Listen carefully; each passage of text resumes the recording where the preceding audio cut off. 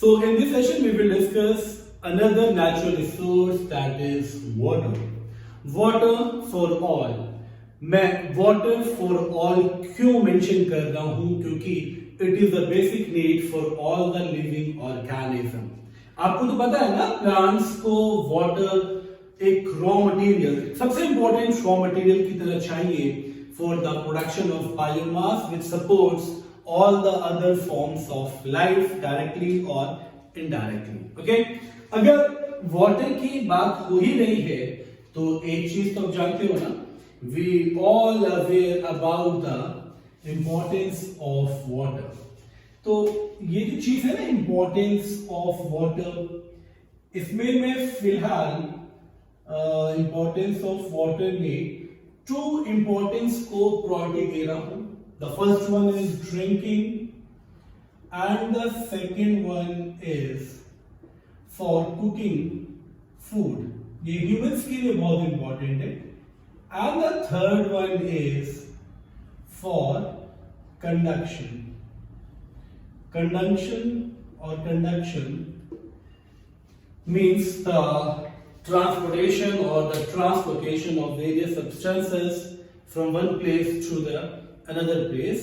और उसमें भी water एक बहुत important role play करता है. आपको तो पता है कि blood में जो plasma है, उस प्लाज्मा का 92% वाटर है.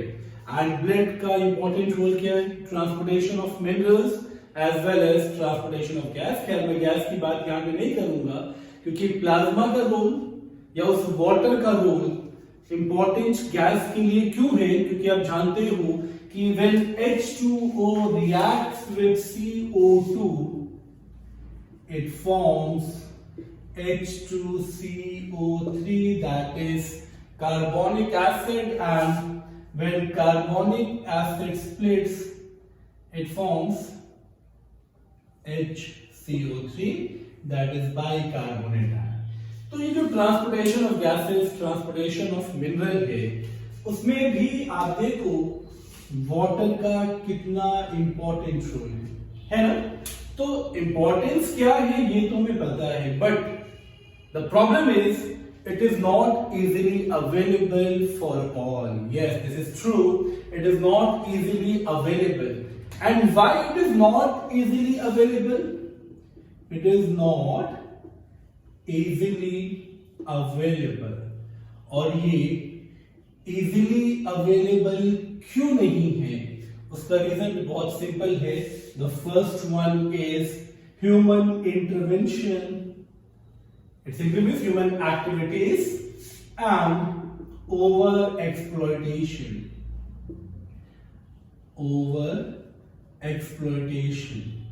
अब ओवर एक्सप्लॉयटेशन तो समझ में आपको आ गया होगा कि जब नीड से ज्यादा आप वाटर को यूज कर रहे हो, वो यूज नहीं, वो वेस्टेज ऑफ वाटर की कैटेगरी में आ जाता है. वाटर को वेस्ट करते हो and due to the wastage of water अब कंडीशन क्या है? बहुत से रीजन्स जो हैं वो वाटर स्कैर्सिटी और एक्यूट वाटर शॉर्टेज को फील कर रहे हैं. एक्यूट वाटर शॉर्टेज को फेस कर रहे हैं. तो वाटर स्कैर्सिटी हुआ क्यों? वाटर की डेफिशिएंसी हुई क्यों? Due to human activities. हम बहुत ज्यादा अगर किसी भी रिसोर्स को यूज करेंगे तो आप याद रखो आने वाले टाइम में वो रिसोर्सेज हमारे फ्यूचर जनरेशन के लिए अवेलेबल नहीं होगा. ओके, तो एक रीजन तो ये हुआ. सेकंड जो रीजन है वो भी बहुत ही इंपॉर्टेंट रीजन है for India. Local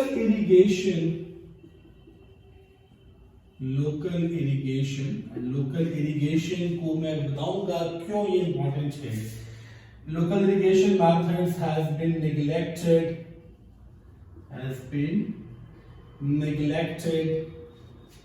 and abandoned.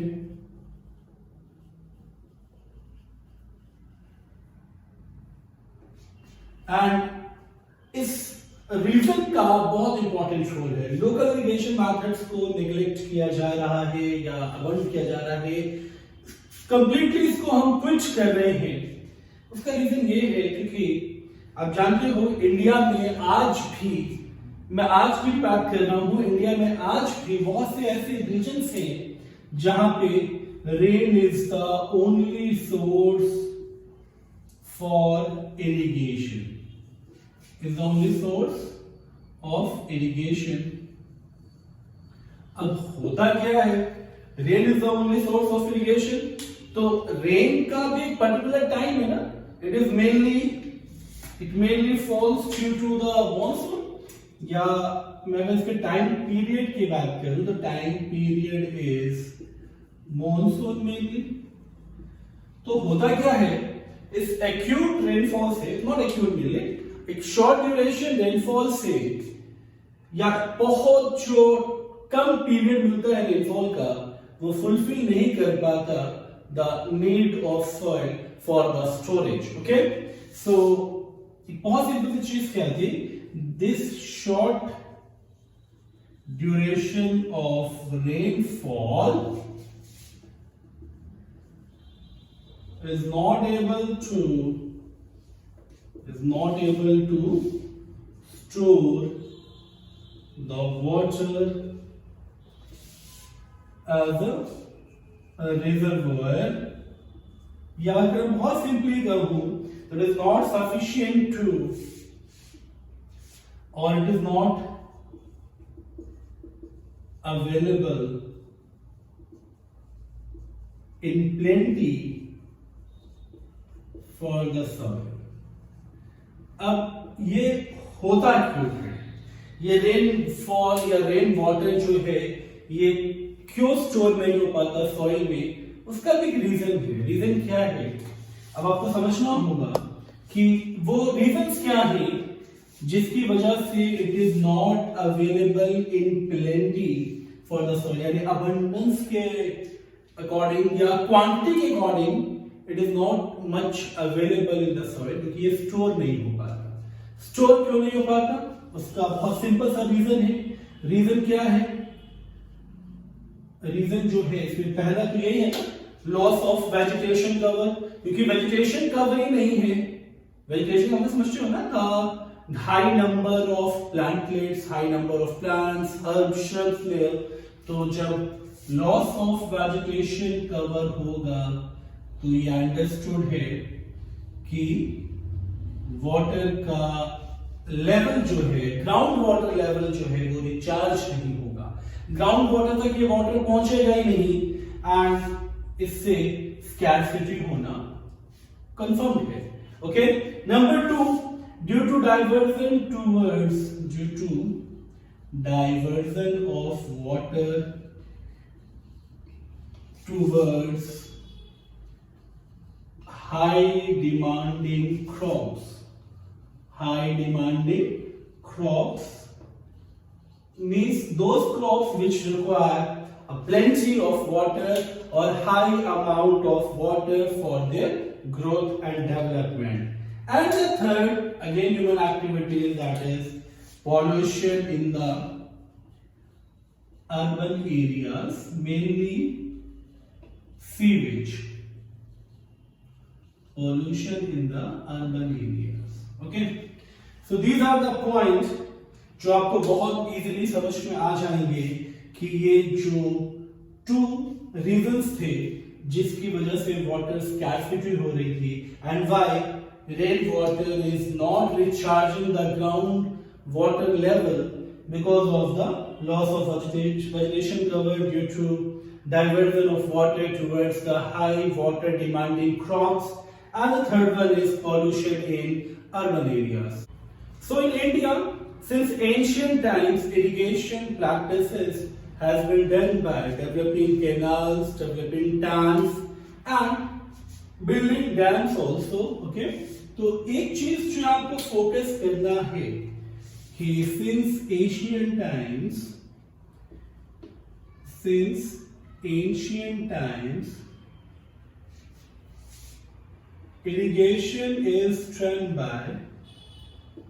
irrigation is done by building canals, tanks, and dams.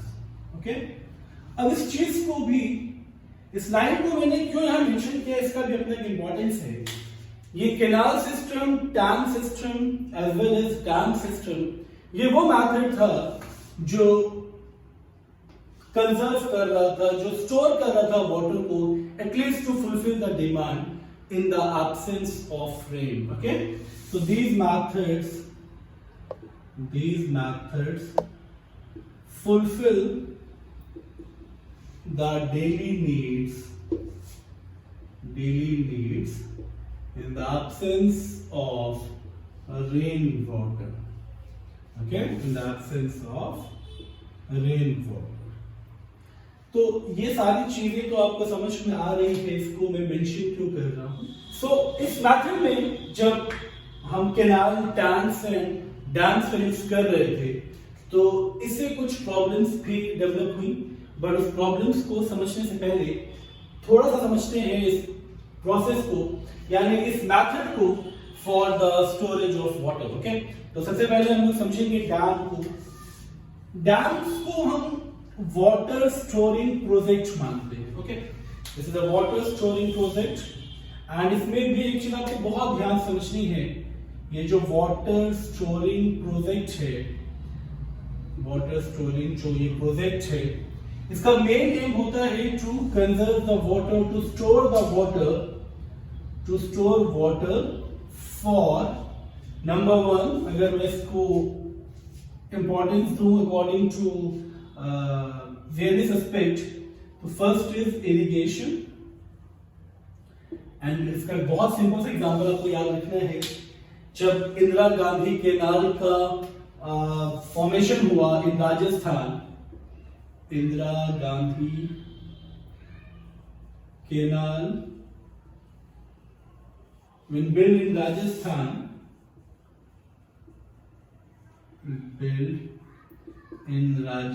जब इसको बनाया गया राजस्थान में, तो कैनाल सिस्टम का मतलब क्या होता है कि आप छोटे छोटे पैसेज प्रोवाइड करते हो for supply water towards the agricultural field. तो इस मेथड से क्या हुआ कि जब ये मेथड डेवलप हुआ इन राजस्थान, जब इसको बनाया गया राजस्थान में, तो it develops greeneries in some parts of Rajasthan. Okay, तो ये एक सिंपल सा एग्जांपल आपको याद रखना है इंदिरा गांधी कैनाल का। एंड इंदिरा गांधी कैनाल की इंपॉर्टेंस इसलिए ज्यादा है क्योंकि राजस्थान में आप जानते हो कि प्लांट्स का डेवलपमेंट नहीं हो पाता जल्दी, या बहुत अच्छे से नहीं हो पाता due to the high light intensity and due to very hot climatic conditions. Okay, so this is a very important example. And number 2, एक तो हो गया irrigation, number 2 is to generate electricity, और इसको बोलते हैं hydro electricity. Okay, तो electricity generation is also very important because it supplies electricity to nearby areas and even to the far areas, and इसका भी अपना important role है क्योंकि आजकल की बेसिक नीड हो चुकी है इलेक्ट्रिसिटी। ओके, तो वाटर का जो स्टोरेज था बाय द डैम, तो इट गिव्स टू एडवांटेज। ये क्वेश्चन आपसे पूछा जाता है, तो प्लीज मैं बार बार इसको रिपीट कर रहा हूँ। डैम्स के टू एडवांटेजेस हैं, the first one is for irrigation and the second one is to generate electricity, and simply you can mention that it's a water storing project. अब कुछ एग्जांपल्स ऑफ डैम को हम लोग देखेंगे, some examples of dam. इसमें पहला dam हम अपने बहुत पॉपुलर डैम की बात करें तो it's Tehri on Ganga river. Okay, second Tawa dam, and the third one is Sardar Sarovar dam, Sardar Sarovar dam on Narmada. It's not in, it's on Narmada river. Okay, तो अब ये जो डैम के एग्जाम्पल्स हैं इसके एडवांटेजेस एंड डिसएडवांटेजेस के बारे में। तो these projects are opposed by local people due to following reason. पहले हम समझेंगे वो रीजंस क्या थे। तो मैंने इसीलिए इसको मेंशन किया है यहाँ पे कि these projects were opposed by local people due to the first one is social problem, and social problem में basically आपको सिर्फ एक चीज याद रखनी है, जो लोकल पीपल थे उन्हें प्रॉपर कंपनसेशन दिए बिना उनको डिस्प्लेस किया गया एंड उनके लिए कोई भी बेनिफिट्स नहीं दिए गए बाय द गवर्नमेंट। सो इसमें मेनली आपको मेंशन करना है that local people gets displaced without proper compensation. Compensation का मतलब जानते हैं ना आप लोग, विदाउट एनी प्रॉपर अमाउंट, यानी उन्हें कुछ पैसे भी नहीं दिए गए जैसे कि वो अपने नए हैबिटेट की तरफ शिफ्ट कर सके। सोशल प्रॉब्लम के बाद second one is economic problem. Economic problem तो आप जानते ही हो ना कि ये बात मनी से रिलेटेड है। ओके, तो इन प्रोजेक्ट्स में, लार्ज प्रोजेक्ट्स में पब्लिक की ही मनी को यूज किया जाता है और जो कि प्रॉपरली इंप्लीमेंट नहीं हो पाता। ओके, तो large amount of money from the public, okay, from the public has been applied or has been used for these type of project, okay, which has no such benefits। अब आप सोचोगे, अभी तो आप बता रहे थे बेनिफिट्स हैं, अब आप कह रहे हैं बेनिफिट्स नहीं है। बेनिफिट्स इसलिए नहीं है कि इससे बहुत से अदर प्रॉब्लम्स भी आते हैं। लाइक अब जो थर्ड प्रॉब्लम है after the social problem, economical problem and the third one is ecosystem problem.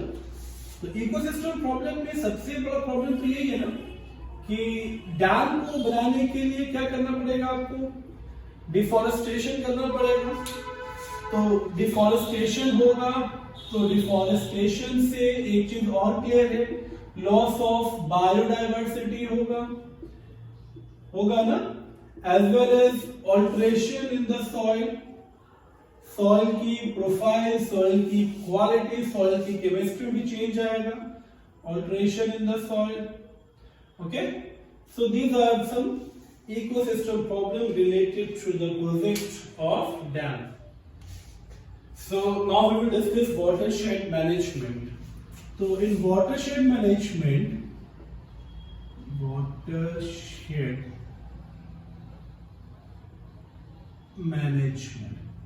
so watershed management is all about the conservation of water as well as soil profiling, soil behavior। okay, so watershed management का aim जो है, aim is to conserve the water and scientific conservation of soil, scientific conservation of soil to increase the biomass, okay, to increase the biomass is called watershed management। तो ये point तो आपको समझ में आ गया होगा watershed management का, कि to conserve the water as well as the scientific conservation of soil to increase the biomass means to increase the production of the photosynthetic product is called watershed management। The main aim is to conserve or is to produce, the main aim is to produce primary source for water and soil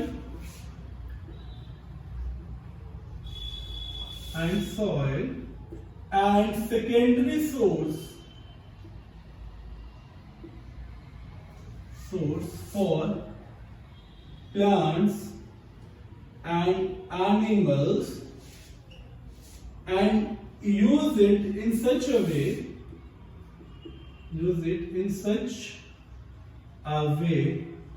that it maintains ecological balance. Okay, ये दोनों point आपको समझ में आ गए होंगे. Main aim is to produce primary source, means the primary aim is to conserve water and soil. अगर आप water and soil को conserve करोगे तो understood है secondary source for plant and animals ये conserve हो जाएगा. और फिर उसको यूज भी इस फॉर्म में करें कि वो इकोलॉजिकल बैलेंस को मेंटेन रखे, इकोलॉजिकल इम्बैलेंस ना होने दे. ओके, तो ये जो मेथड है कंजर्वेशन मैनेजमेंट के, पहले हम लोग एडवांटेजेस की बात करेंगे. एडवांटेजेस में सबसे इंपॉर्टेंट चीज क्या है? इट इंक्रीजेस द इनकम, क्योंकि वाटर एंड सॉइल को आप कंजर्व कर रहे हैं तो अंडरस्टूड है इनकम इंक्रीज होगा. Number increases the lifespan